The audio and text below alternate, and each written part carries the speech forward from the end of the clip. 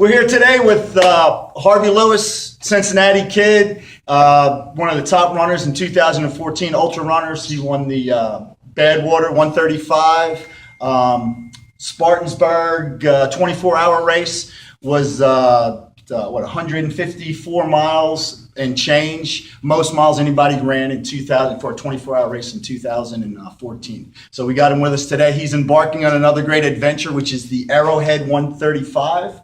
So how you feeling, Harvey? Hey, I feel wonderful, and thank you so much. Honestly, you're no stranger to crazy races, and we had a blast last year out running in Badwater together. Sure did. I'm really hoping that the next year or this year we'll bring some more adventures out west with you.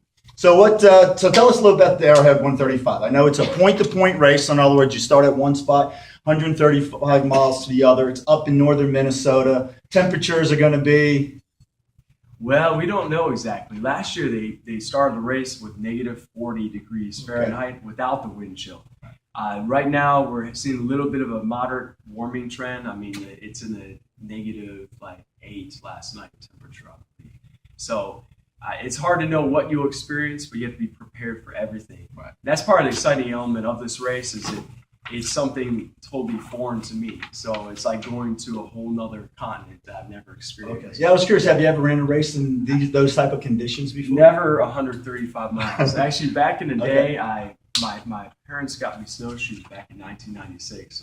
They still work, believe it or not, 19 years later.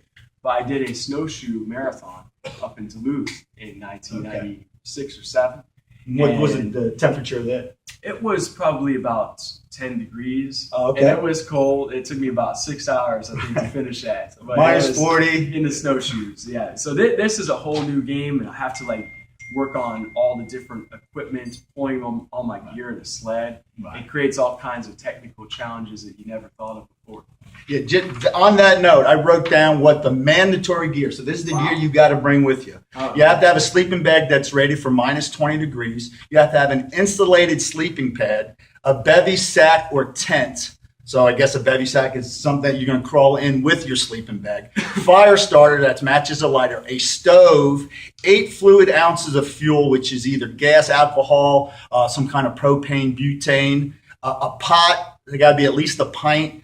64 ounces of water that you got to bring with you. Headlamp, of course, flashing lights. Has a nice little thing on here. Flashing light, highly important. You may prevent you from being a hood ornament on one of the fast-moving snowmobiles. So I guess lighting at night is a big thing here. A whistle on a string, and at least 1 day of food, which is 3,000 calories, what they say, that you got to have with you. And I noticed when you finish the race, you have to have at least 3,000 calories and at least 8 ounces of that fuel.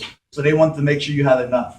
So, I mean, to me, how heavy is your sled going to be? I have no idea, to be honest with you. Don't tell my competition that. Right. I've been planning it for months and months. Right. No, but honestly, I think it could be maybe 30 or 40 pounds. I don't want to get heavier than that. Right. I have to... this is actually, I feel like there's some more items than just this. Well, that is just a minimum. That's what they mandate. They mandate. The other thing is clothes. Exactly. You've got trekking poles, running poles to run with. Got snowshoes. They're 3 pounds. There's a lot of different gadgets that you don't normally come across in running a marathon or even an ultra. It's normally even a 100-mile ultra or a 24-hour race. So there's no aid. So there's going to be food. So one of the biggest questions, I've been talking to people. I've been asking about this race that you're about to do. What are you planning on eating and drinking? How are you going to stop it from freezing? What are you going to do? Do you put salt in the water? I think that it helps to have drinks with sodium in them. But I still don't have the full answer for that. That's something maybe you can help me out today. But they said thermos. I do a little. I am a little bit spontaneous, and I adjust as I'm going. So I'm going up to International Falls next Saturday and race on Monday. So that period of 48 hours before the race starts, bring some cash. I'll be looking at experimenting, and that's a big deal. But also I've got the Cliff products. I've been putting the Cliff shots in the freezer to experiment, at what freezing level they are at, and also how they taste frozen, frozen, how long it takes to thaw out, things like that. But peanut butter, I'm looking to bring a lot of peanut butter and just dry items that won't Well, freeze. for your up. next Yeah. run, Yeah. freeze your peanut butter, take it out with you, and see how well you can Yeah. get that. Peanut butter's hard enough to eat. Exactly. Shoes. What do you? I mean, I know you said snowshoes, but what I mean, you running in sneakers? You're gonna be wearing I'm some actually kind of boots. running in my trail shoes, my Newton trail shoes here. Okay. And I'm just going to adapt them slightly. So I'll have some gaiters that I'll put over top, and I'm also going to wear them about half a size larger. And I'm going to wear multiple layers of socks.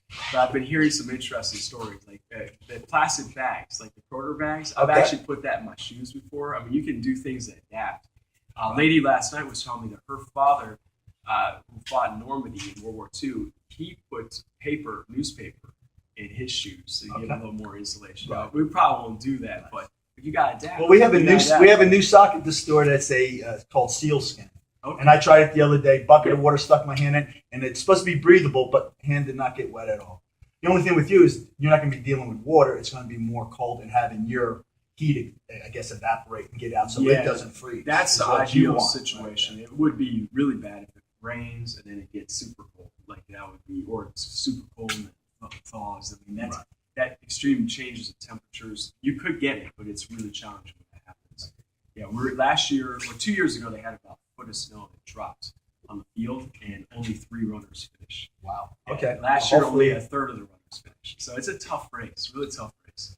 I know with bad water, usually what happens is it's ultra hot. So what you're doing is you're putting a ton of clothes on, you're going out when you're training, and you're wearing everything. Now, if you've been the guy running around in a Speedo that's out here while it's been zero, or you kind of go the opposite way to train for the I heard Arrowhead? they have a race like that. Yeah. Up in Columbus. So, what have you been doing for training wise actually to try to acclimate? It's sort of like with bad water and also with the cold weather training. I don't like to shock my body every single day. So with the cold weather training, I'll do that once a week. I'll Okay. run like fewer clothing. But I'm going to be relying a lot on just technology and having state-of-the-art like apparel and materials. For me, 2XU, you guys have it in the store, calf sleeves. They're not my sponsor, and I'm going to be wearing like 2XU. They really have good quality clothing that keeps you dry. It's a Perfect. layer, Right. so I'm looking forward to that. Well, fantastic. Well, hey, we appreciate you, visiting with us today. We do. Yeah.